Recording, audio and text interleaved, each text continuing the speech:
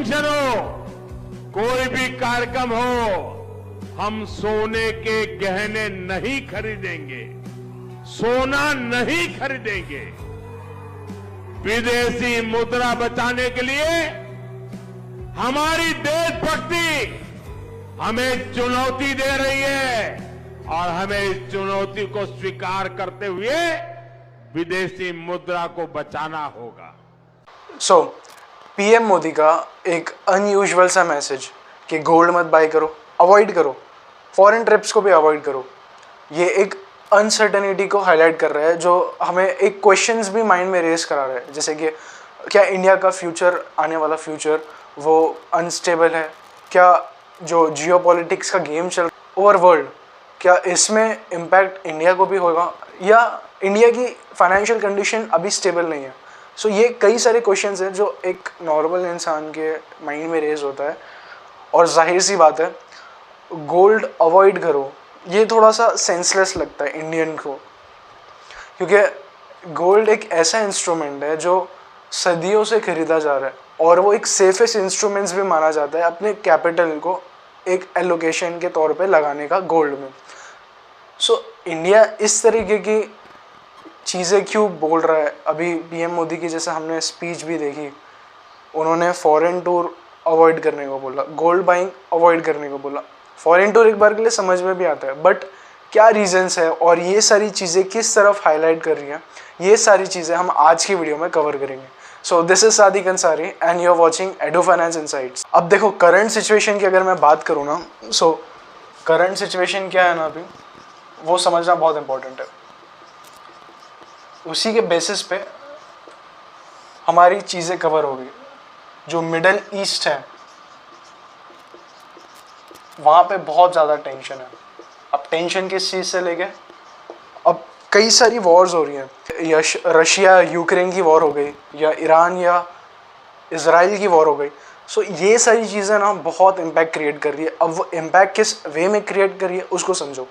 सबसे पहली चीज़, कोई भी ग्लोबली जब अनसर्टेनिटी का माहौल बनता है, जब ग्लोबल क्राइसिस की तरफ कंट्री जाने लगती है, उसके इम्पैक्ट ऐसे होते हैं कि वो ग्लोबली सबको उठाने पड़ सकते हैं। जैसे कि इम्पॉर्टेंट पॉइंट है भैया, जैसे कि इसकी टेंशन में ना क्रूड ऑयल का सबसे बड़ा इम्पैक्ट है। अब मिडल ईस्ट में टेंशन तो बनी हुई है। अब क्या होता है ना, हम सारी कंट्री एक दूसरे के ऊपर डिपेंडेंट है, कोई ना कोई गुड्स या कोई ना कोई प्रोडक्ट को लेके इम्पोर्ट एक्सपोर्ट का गेम समझो। यहाँ पे भी हम ऑयल इंपोर्ट कराते हैं बहुत ज़्यादा, क्योंकि हमारे यहाँ सोर्स नहीं है ऑयल का।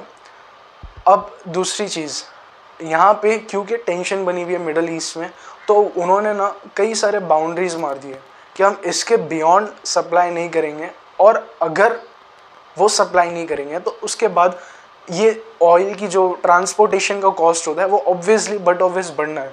अब वो जब बढ़ जाएगा तो उसका इम्पैक्ट बहुत सारी चीज़ों पे आएगा। अब वो हम आगे डिटेल में समझेंगे, but I am giving you an overview about it. So ये सारी चीज़ें थी, ऑयल का प्राइस का बढ़ जाना। अब यहाँ पे गोल्ड एक इकोनॉमी को बचाने के लिए हेल्प करता है, जैसे कि हर एक कंट्री की अपनी करेंसी होती है। सिमिलरली ग्लोबली करेंसी है, globally recognised as a currency है, जो ट्रांजैक्शन में भी यूज़ होती है, वो होता है डॉलर और gold. It is gold and dollar, ये दोनों इंपॉर्टेंट चीज़ है जो ट्रांजैक्शन में हेल्प करता है, जो कि हमने अपनी प्रीवियस वीडियोस में भी बात करी होगी।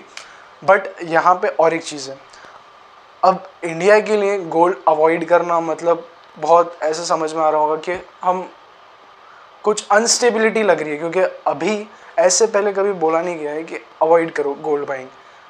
सो रीज़न क्या हो सकता है? सबसे पहली चीज़, हम इंडियंस, हमारे इंडिया में सबसे ज़्यादा इम्पोर्ट होता है, चाहे वो प्रोडक्ट हो, चाहे वो कोई भी चीज़ हो, ऑयल से लेके गोल्ड, बहुत सारी चीज़ें।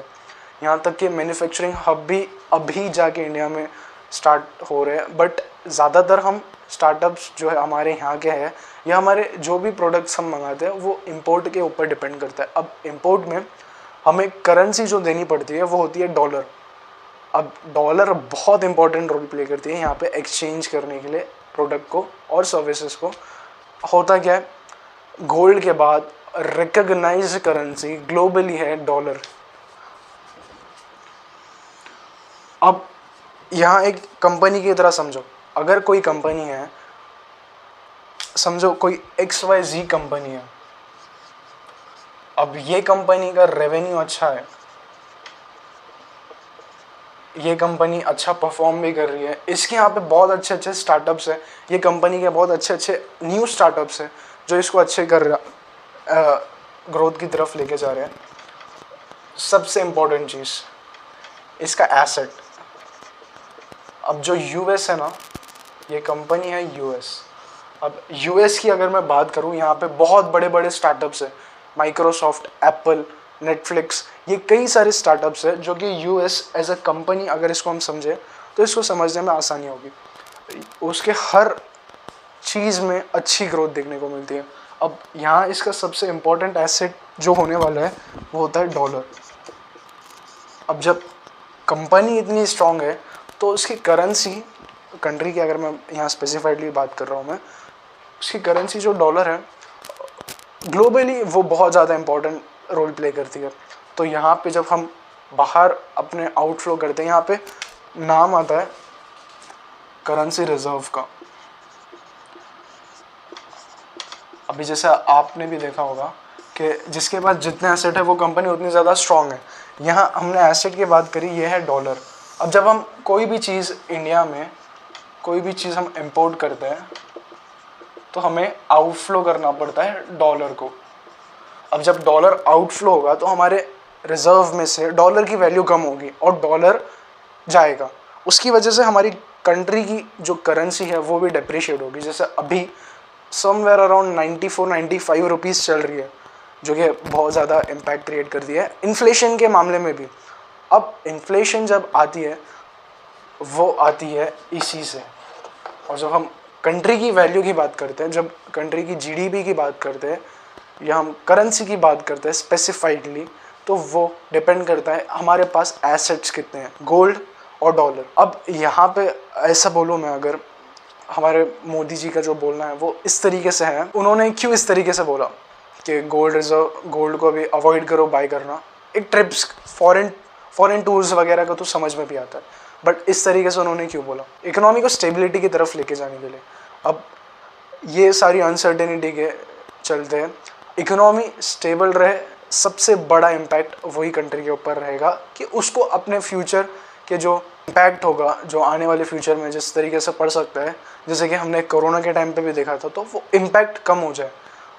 यहाँ गोल्ड बाय करने की बात इसलिए मना की है क्योंकि हम इंडिया भी जब गोल्ड बाय करते हैं तो वो बुलियंस में करता है। अब उसके लिए उसको डॉलर पे करना पड़ता है। अब जब डॉलर पे होगा तो आउटफ्लो होगा, एसेट निकलेगा, उसकी वजह से इनडायरेक्टली हमारी करेंसी की वैल्यू डाउन होगी और इकोनॉमी स्टेबिलिटी नहीं होगी। जैसे कि हमने बहुत सारी चीज़ें देखी थी अभी फरवरी में, जो हमारी फाइनेंस मिनिस्टर ने भी हाईलाइट की थी, उसमें सबसे बड़ा इम्पैक्ट आता है GDP का। यहाँ पे ये सारी चीज़ें जो कनेक्टेड है, इंटरकनेक्टेड है, मैं ऐसा बोलूँगा हमारी GDP से, क्योंकि ओवर एंड ऑल इन्फ्लेशन बढ़ेगा तो सारी चीज़ों के rates in a percentage wise ऊपर नीचे फ्लक्चुएट करेंगे। अब मोदी जी ने ऐसा बिल्कुल नहीं बोला है कि आप बंद कर दो, अवॉइड पूरा कर दो, ऐसा नहीं बोला है। एक सर्टेन पीरियड तक का हमें गोल्ड बाइंग या फॉरेन ट्रिप्स को अवॉइड करना है। अब वो जो ड्यूरेशन है वो एग्जैक्टली मेंशन नहीं किया हुआ, बट इंटेंट बोलने का ये था कि हमें स्टेबिलिटी की तरफ जाना है। इन्फ्लेशन जो है ना, इससे कंट्रोल होगी। आज 10 रुपये की चीज़ हो सकता है कल 16 रुपये की हो जाए, बट ये जो बीच का 6 रुपये का डिफरेंस है, हम इसको टैकल करने की कोशिश करें ताकि आम आदमी के ऊपर बर्डन ना जाए। अब समझिए, ट्रांसपोर्टेशन का कॉस्ट बढ़ेगा। जब ऑयल की जैसे हम बात करते हैं, ये मेजर सोर्स होते हैं, ट्रांसपोर्टेशन का कॉस्ट बढ़ेगा तो ओवर एंड ऑल सारी चीज़ों पे, चाहे वो खाने की हो, चाहे वो पीने की हो, चाहे वो मेडिसिन हो, कुछ भी हो, इनडायरेक्टली सबका प्राइस बढ़ना है, जिसकी वजह से इन्फ्लेशन भी बढ़ेगी। तो बेसिकली इंटेंट ये था कि हम इन्फ्लेशन को कंट्रोल करें और अपनी इकोनॉमी को पहले स्टेबिलिटी की तरफ लेके जाए, क्योंकि हमें कुछ नहीं पता कि अभी मिडल ईस्ट का ये जो वॉर या जो भी अनसर्टेनिटी चल रही है या जियोपॉलिटिक्स चल रही है, वो आगे जाके किस तरफ जाए। फ्यूचर इम्पैक्ट से थोड़ा सिक्योर होने की कोशिश कर रहे हैं इस समय, तो हो सकता है ये चीज़ें हमारी कंट्री के लिए बहुत अच्छी हो। ये इंटेंट मैंने ना कई सारी चीज़ों में डाइवर्सिफाई करके आपको समझाने की कोशिश की, क्योंकि आज अगर हम ये सारी चीज़ों पे ध्यान देंगे, इसको समझेंगे ना, तो फ्यूचर हमारा इस सारी चीज़ों में स्टेबिलिटी की तरफ जाएगा. सो you can share this video to your surroundings. I'll be seeing you in the next video. Till then, keep growing yourself.